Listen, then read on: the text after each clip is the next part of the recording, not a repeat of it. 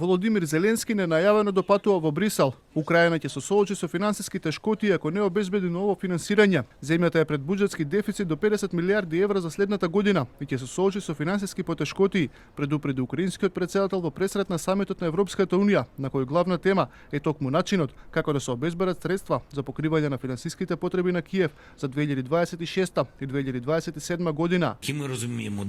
Исто како што властите конфискуваат пари од трговците со дрога и им го одземаат оружјето на терористите, така и средствата на Русија мора да се користат за одбрана од руската агресија и за изградба на она што беше уништено од руските напади.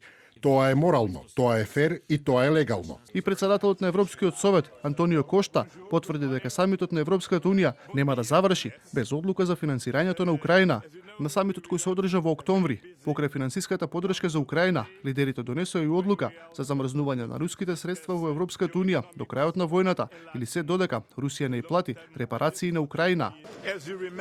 Како што знаете, комисијата презентираше неколку опции и работиме на нив, особено на една, заемот за репарации која има голема поддршка во Европскиот совет. Можам да гарантирам дека ќе работиме на ова денеска, а доколку е потребно и утре. И нема да го завршиме овој совет без конечна одлука за обезбедување на финансиските потреби на Украина за 2026 и 2027 година. Пред почетокот на самитот, шведскиот премиер откри дека се уште нема договор меѓу државите членки на Европската унија за користење на замрзнатиот руски имот за финансирање на Украина. Еден од главните противници на планот е Виктор Орбан, кој веднаш по пристигнувањето на самитот порача дека финансирањето на Украина преку заеднички кредит на Европската унија е неприфатливо за Унгарија. Според планот, Унијата има намера да искористи 210 милиарди евра замрзнат руски имот како основа за заем за Украина.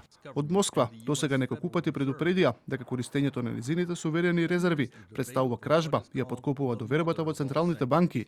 Вети е остра одмазда, вклучително и за пленување на имотот на европските приватни инвеститори во Русија.